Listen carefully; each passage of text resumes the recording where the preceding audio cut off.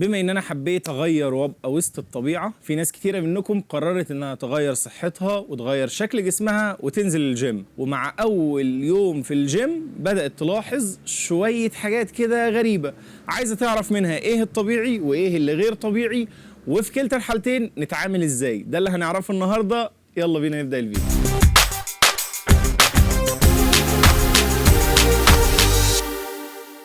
السلام عليكم ورحمة الله وبركاته. ايه الأخبار؟ عاملين ايه؟ يا رب تكونوا بخير. معاكم دكتور أحمد بدر، أخصائي العلاج الطبيعي والتغذية. معاكم النهارده في فيديو جديد هنتكلم فيه عن أول أسبوع في الجيم، ايه التغيرات اللي بتحصل، منها حاجات طبيعية ازاي نعرف انها طبيعي وازاي نتعامل معاها، ومنها حاجات غير طبيعية وممكن تكون بتقلقنا في بعض الاحيان. بس قبل ما نبتدي في الفيديو ما ننساش نشترك في القناه، فعل زر الجرس، كمان نعمل لايك للفيديو، نسافر انا ومغير الاجواء علشان الفيديو يعجبكم، يا رب يعجبكم، واكتبوا لي رايكم في الكومنتات. اول حاجه، الناس اول ما بتقرر انها تحسن من شكل جسمها بتعمل رقم واحد دايت، ومش كل الناس بتميل للنقطه دي، لكن الغالبيه العظمى بتميل لنقطه انها تروح الجيم. فمع اول يوم بتدخل فيه الجيم بيقابلك الكوتش وبيقول لك يلا نبدا جنرال. طيب ايه هو الجنرال وايه هو هدفه؟ اولا التمارين الجنرال دي بتبقى تمارين على اجهزه، والجيم عندنا مقسوم نوعين من التمارين، اجهزه اللي احنا بنقول عليها جنرال، والحديد الحر او الاوزان الحر اللي هي الدمبل والبار.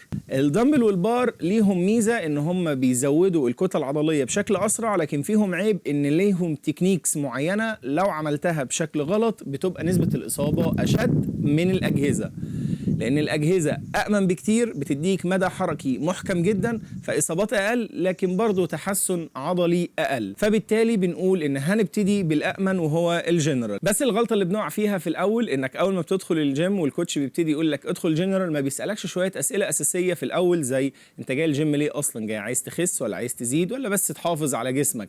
جاي تبني كتل عضلية ولا تقلل نسب دهون؟ كل دي حاجات لازم نحطها في الحسبان قبل ما نبتدي الجنرال، لأن ده اللي على أساسه بنحدد الاوزان اللي هنشتغل بيها فتره الجنرال، وكمان المده اللي على اساسها بنحدد الجنرال ده، هل هيكون اسبوع، 2 شهر، 2، لان المتعارف عليه بتدخل جنرال من اسبوع ل2 وخلاص على كده. طب لا والله انا ما كنتش ببذل اي مجهود قبل ما اجي الجيم، انا كان شغلي مكتبي بس مش اكتر من كده، او ست بيت او ربة منزل ما بتتحركش خالص، فبالتالي الجنرال بتاعها لازم يبقى مدته اطول شويه من حد تاني جاي بيلعب اي نوع من انواع الرياضات، حتى لو ما فيهاش جيم خالص بس جسمه فيه حركه وفيه نشاط بشكل مستمر. هنا الجنرال بيكون مدته اقل وكمان بيكون باوزان اعلى. بالنسبه بقى لتمارين الجنرال دي بيكون ليها اشكال كتيره وانواع كتير، ممكن نعمل فيديو لو انتوا حابين، اكتبوا لي رايكم في الكومنتات، ننزل الجيم ونعمل تمرينه جنرال كده لكل الناس تقدر تستفيد منها. ولو حد حابب انه يشارك معايا على هيئه فولنتير في الجيم فبرضه اكتبوا لي في الكومنتات واختار منكم حد يعمل معايا الفيديو ده في اقرب وقت.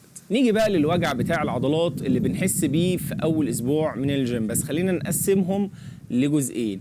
هنقول لو قعد معايا الوجع ده من اول يوم لحد تالت يوم، يعني لو قعد معايا يوم 2 3، هنا الموضوع طبيعي ايا كان المكان اللي فيه الوجع. اكتر من كده بحتاج اني اروح لدكتور، وفي حالتنا دي هيبقى يا اما دكتور علاج طبيعي يا اما دكتور عظام، يعني في الغالب مش هنحتاج حاجه اكتر من كده، لكن برضو خلينا نمشي واحده واحده.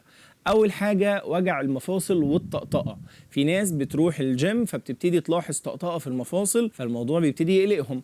لو حضرتك ما كانش فيه اي طقطقه قبل ما تروح الجيم خالص والطقطقه دي ظهرت، فانت بتديها بحد اقصى 3 ايام وبعد كده لازم تروح لدكتور لو الموضوع زود عن كده. ايه ممكن يكون خلى الطقطقه دي تبقى موجوده؟ الناحيه الطبيعيه ان العضلات او المفاصل نفسها اللي ما بين العضلات بتبقى مريحه زياده عن اللازم، فمع التمارين اللي بتتعمل في اول يوم بيبتدي يدخل الجازز او الغازات ما بين المفاصل فتبتدي تحصل طرقعه، فدي ما تقلقنيش خالص لانها بتاخد 2 3 وبتنتهي. طب لو قعدت اكتر من كده لا، فاحنا هنا عندنا مشكله ان ممكن يبقى الطقطقه دي بسبب الوتر نفسه، في التهاب موجود في الوتر اللي جنب المفصل فبيخلي الطقطقه تظهر لوقت اطول، فهنا برضو لازم دكتور عظام. طيب لو انت اوريدي شخص كان عندك الطقطقه في المفصل ده قبل ما تروح الجيم، وكانت الطقطقه دي ممكن نقول عليها وراثيه فموجوده معاك بقالها فتره وما بتتغيرش، يعني لا بتزيد ولا بتقل، فلما رحت الجيم هي موجوده لا زادت ولا قلت، فهنا الموضوع مش هيبقى محتاج منك اي حاجه ومش هيبقى فيها اي قلق طالما الطقطقه دي بره العمود الفقري، بره الفقرات القطنيه والعنقيه. اي منطقه تانية ساعتها الموضوع مش هيبقى مقلق طالما موجود من قبل كده. الحاجه التانية اللي برضو نبتدي ناخد بالنا منها وجع اسفل الظهر. المنطقه بتاعت القطنيه بيظهر فيها وجع عند معظم الناس في اول يوم في الجيم. طيب الوجع ده اتعامل معاه ازاي؟ برضو هنقسمه. لو قعد معايا 3 ايام وراح فمفيش اي مشكله خالص، هي قصه ان العضلات مريحه وبعدين انا اجهدتها فمفيش منها مشكله.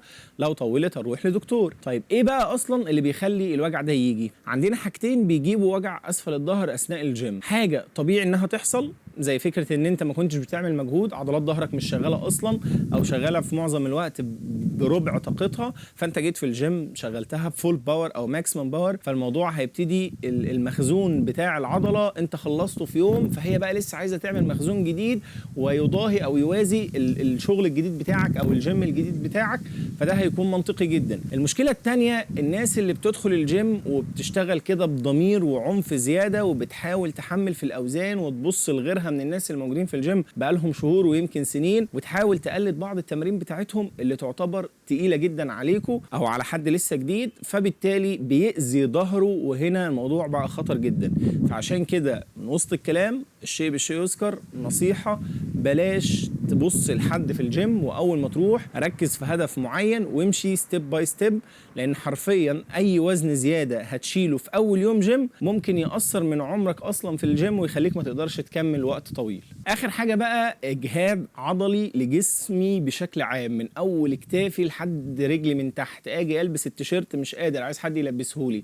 اجي اسرح شعري انا مش لاقي شعري راح فين. اجي اغسل سناني او وشي انا عايز حد يغسلهم لي. اجي اتحرك او امشي برجلي احس ان انا يعني كاني مفيش ارض تحت مني. كل ده شكله طبيعي جدا، واصلا ده دليل على ان انت في اول يوم في الجيم استفدت. في ناس كتير قوي بتروح اول يوم الجيم تحط الهاند فري في ودنها وتقعد تتصور صور كتيره وباك تو جيم وباك تو هوم ويعني والكلام الفاضي ده، ومقضينها صور بس وخلاص، وفي الاخر فيستك ما عملش حاجه. فبالتالي ده بيروح هو مش حاسس باي اجهاد عضلي، فده قصته منتهيه. كونك تحس باجهاد عضلي في اول يوم جيم ده ممتاز اصلا، وده دليل على ان انت اشتغلت. بس بقى اشتغلت صح ولا غلط ده اللي احنا قلنا عليه في اول الفيديو وفي نصه كمان، وده اللي ممكن نعمل له حلقه علشان الناس تعرف ازاي تتمرن جنرال خصوصا اول اسبوع. لكن برضو ارجع واكد حتى الاجهاد العضلي استمر معاك يوم 2 3 4 ماكسيمم، الدنيا لطيفه. اكتر من كده راجع نفسك تاني وشوف انت عملت ايه غلط، محتاج تروح لدكتور او لا، محتاج تفهم اي حاجه اكتر من كده ممكن تكتب لي في التعليقات وارد عليكم. وبس كده بكده نكون خلصنا فيديو النهارده. يا رب يكون عجبكم. ما تنسوش اشتركوا في القناه، فعلوا الجرس، اعملوا لايك. اشوفكم بخير والسلام عليكم.